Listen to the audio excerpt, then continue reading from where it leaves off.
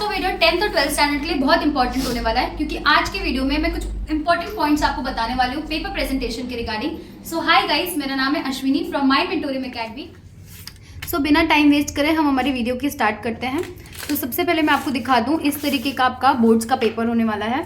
इसका कलर थोड़ा सा डिफरेंट होगा, बट मेजरली आपका पेपर ऐसा ही होगा, जिसमें 20 शीट्स होंगी आपके पास, ये इस तरीके के।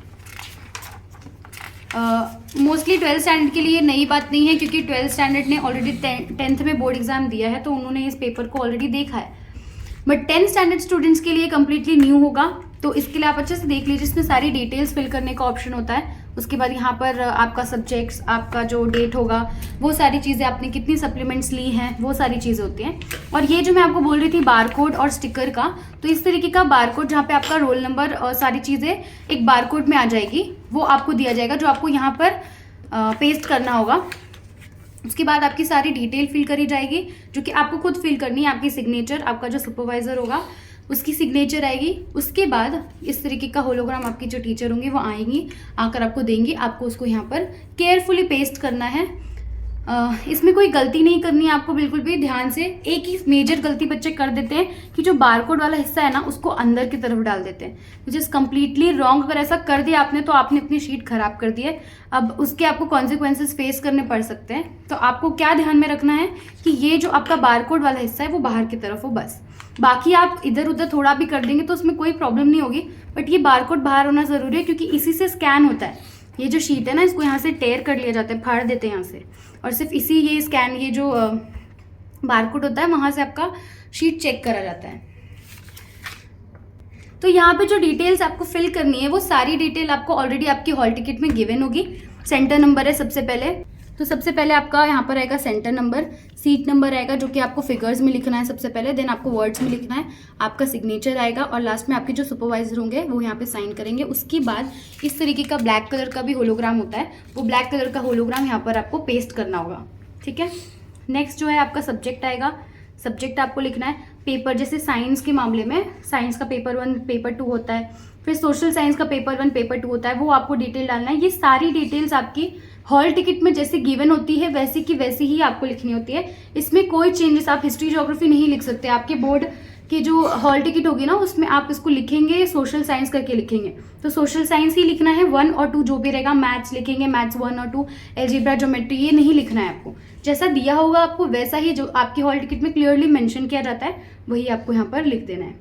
उसके बाद लैंग्वेज ऑफ आंसर जो है, हिंदी मीडियम के लिए, मराठी मीडियम के लिए और इंग्लिश मीडियम के लिए कुछ पेपर्स में अलग होता है, वो भी आपकी हॉल टिकट में गिवन होता है, तो आप वहीं से उसको देखकर लिखेंगे। इसमें आपको अपना दिमाग कहीं कुछ भी नहीं चलाना है। जैसा का आपको आपकी हॉल टिकट में गिवन है, वैसा का वैसा आपको यहाँ पर लिखना होगा, ठीक है।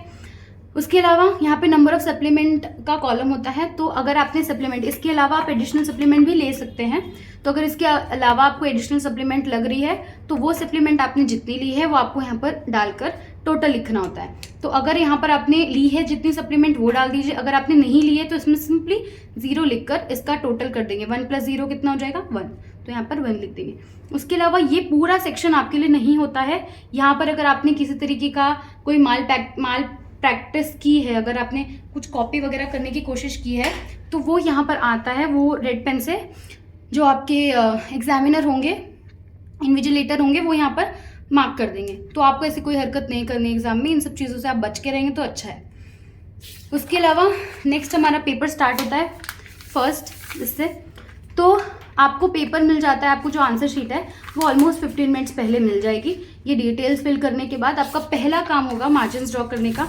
आप स्केल लेकर जाइए अपने साथ। मैं आपको इम्पॉर्टेंट क्या क्या सामान आपको कैरी करना है बोर्ड एग्जाम में, उसकी भी मैं आपको एक लिस्ट दे दूंगी। अगर आपको उसके लिए कोई सेपरेट वीडियो चाहिए तो प्लीज़ मुझे आप कमेंट सेक्शन में बता सकते हैं। उसके अलावा आपको क्या करना है, मार्जिन ड्रॉ करना है। इस तरीके से मैं 2-2 लाइन की मार्जिन ड्रॉ करूंगी। इसमें एक ट्रिक मैं आपको ये भी दे सकती हूँ कि जो बच्चे हैं जिनको मालूम है कि हम ज़्यादा लिख नहीं पाने वाले हैं, हम बहुत कम लिखने वाले, देखिए एक्चुअली देखा जाए तो इस तरह की चीज़ मैं प्रमोट नहीं करती, बट एक काइंड ऑफ ट्रिक मैं आपको दे सकती हूँ कि अगर आप ज़्यादा लिखने नहीं वाले हैं तो आप मार्जिन को थोड़ा अंदर से रखें, ताकि आपका पेपर भरा भरा लगे। और आपने अगर कम भी लिखा होगा तो भी उसमें थोड़ा सा ऐसा लगेगा कि हाँ आपने काफ़ी कुछ लिखा है, वेटेज डालेगा। ठीक है, तो नॉर्मली हम यहाँ पर मार्जिन एक करते हैं। उसके अलावा यहाँ से मैं एक मार्जिन करूँगी। ये वाला जो सेक्शन है इसके ऊपर आपको कुछ भी लिखना नहीं है। एंड लास्टली हम एक नीचे मार्जिन ड्रॉ कर देंगे।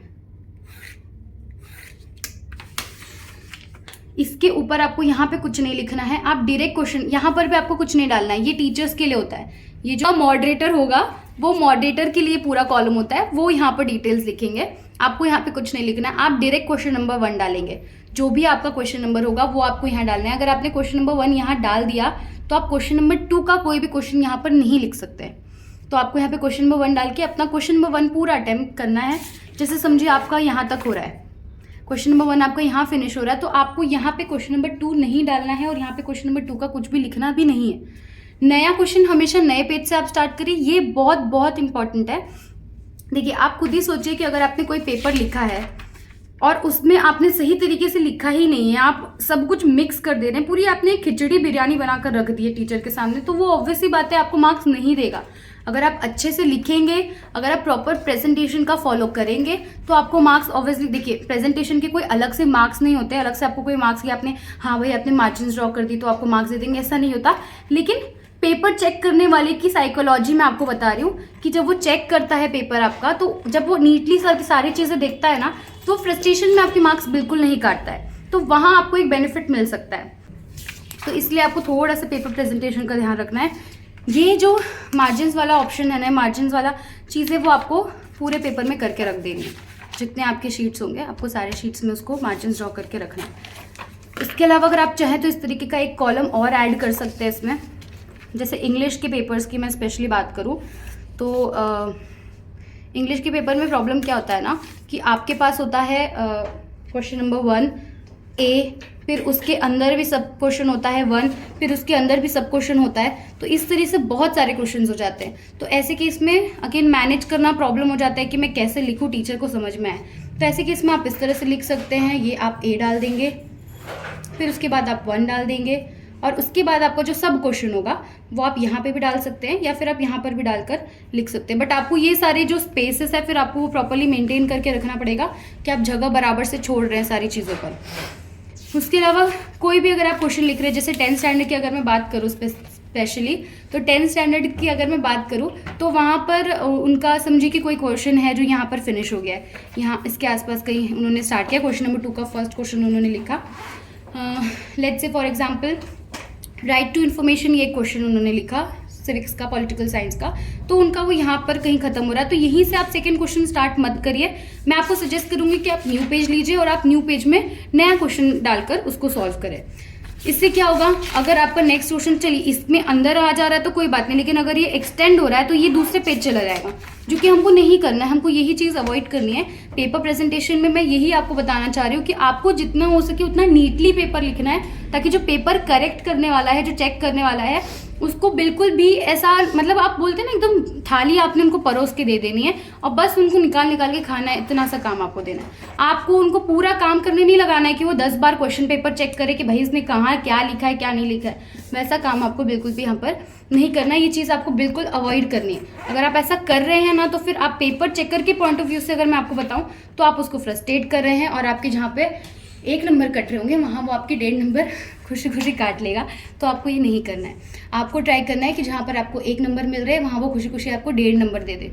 और आपको अगर मालूम होगा तो बोर्ड्स में राउंड ऑफ का रूल होता है। जैसे क्वेश्चन नंबर 1 में इनको 7.5 मिला है तो वो कन्वर्ट हो जाता है 8 में, इसको राउंड ऑफ बोलते हैं हम। तो ये राउंड ऑफ वाला सिस्टम जो है इससे बहुत सारे बच्चे पास हो जाते हैं।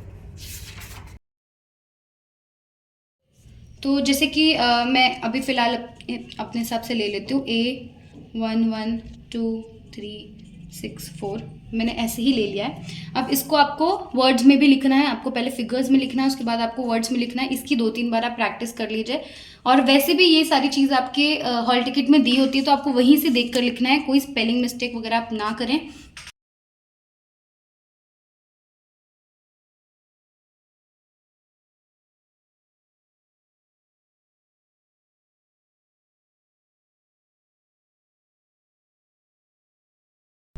तो ये मैंने लिख दिया है यहाँ पर। तो आपको जो स्पेस मिलेगी ना वो थोड़ी ज़्यादा मिलेगी, इतनी कम स्पेस नहीं मिलेगी। ये जो डमी शीट्स होती है वो ऐसी ही रहती है। तो इसके बाद यहाँ पे आपका जो कैंडिडेट होगा उसका सिग्नेचर हो जाएगा, और उसके बाद जो आपके इन्विजिलेटर होंगे वो आएंगे और वो आकर आपका शीट में साइन करके डेट लिख कर जाएंगे। इतना काम उन्होंने कर दिया। उसके बाद आपको ये काम करना है, आपका सब्जेक्ट लिखना है। जैसे कि अगर फॉर एग्जांपल आपका इकोनॉमिक्स का पेपर है या फिर आपका समझे इंग्लिश का पेपर है। इंग्लिश मैंने इसलिए डाला कि 10th स्टैंडर्ड को भी समझ में, economics is for 12th standard. फिर पेपर जो होगा इकोनॉमिक्स के लिए तो डैश आ जाएगा, इंग्लिश के लिए भी डैश आ जाएगा। जो डेट होगी आपकी वो डेट आपको डाल देनी है। लैंग्वेज ऑफ आंसर आपके बोर्ड के जो आपका जो हॉल टिकट होगा उसमें ऑलरेडी गिवन होगा, वो आपको लिख देना। इतनी डिटेल्स ही आपको फिल करनी है। साइन करने के बाद इस तरीके का बारकोड आपको देकर जाएंगे। आपको क्या करना है, इसको बहुत संभाल कर, एक बीच में लाइन होगी, उस लाइन को ध्यान में रखते हुए इसको ऐसे इसके ऊपर पेस्ट कर देना है। देन आपको ऐसा होलोग्राम या फिर ऐसा ब्लैक में होलोग्राम देंगे, तो आपको जैसा भी होलोग्राम देंगे वो होलोग्राम को आपको यूज़ करना है। सो इस तरीके से ये एकदम स्टिकी होता है। तो ये जो होगा ना साइड से सिर्फ स्टिकी होगा, बीच में स्टिकी नहीं रहता है। इसको आपको जो है अच्छे से इसमें ये जो आपका बॉक्स है इसके अंदर आपको ये होलोग्राफ स्टिकर को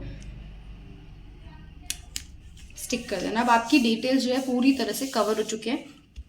किसी को नहीं पता कि ये किसका पेपर है, कौन लिख रहा है। ये आपके पेपर में किसी तरीके का माल प्रैक्टिस ना हो चेकिंग करते वक्त, उस वजह से ये सारी चीज़ें की जाती है। तो ये आपने कर दिया। लास्टली ये इतना अच्छे से आपने डिटेल सारी फिल कर देनी है। उसके बाद अगर आपने सप्लीमेंट लिया है तो उसको आपको अच्छे से यहाँ पे टाई करना होता है। स्टेपलर यूज़ करना अलाउड नहीं होता। उसके अलावा और एक चीज़ मैं बता दूँ कि पेंसिल का इस्तेमाल करना आपको पेपर में नहीं है कहीं पर भी।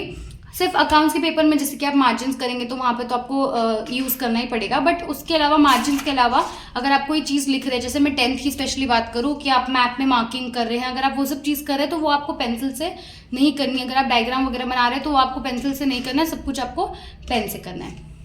तो अगर आपके और भी कोई डाउट्स या क्वेरीज हैं, अगर आपको कुछ भी ऐसा है कि आप नहीं समझ पा रहे हैं, आपको कोई स्पेशल किसी चीज़ के लिए कोई वीडियो चाहिए, तो आप मुझे बेफिक्र होकर कमेंट करिए। मैं आपको उस चीज़ के रिगार्डिंग गाइड करूंगी और उसकी वीडियो आपको ज़रूर बना के देंगे। और भी अगर कोई सेपरेट वीडियो 10th स्टैंडर्ड और 12th स्टैंडर्ड के लिए चाहिए तो आप वो मुझे बता सकते हैं। अगर आपको सब्जेक्ट वाइज प्रेजेंटेशन सीखना है कि इकोनॉमिक्स का पेपर मैं कैसे लिखूँ, अकाउंट्स का कैसे लिखूँ, मैं साइंस का पेपर कैसे लिखूँ, मैथ्स का पेपर कैसे लिखूँ, तो मैं उसके रिगार्डिंग भी आपको एक स्पेसिफिक सब्जेक्ट की डिटेल वीडियोज़ बनाकर दे सकती हूँ। सो आई होप कि आपको वीडियो में बहुत सारी चीज़ें समझ में आई होगी।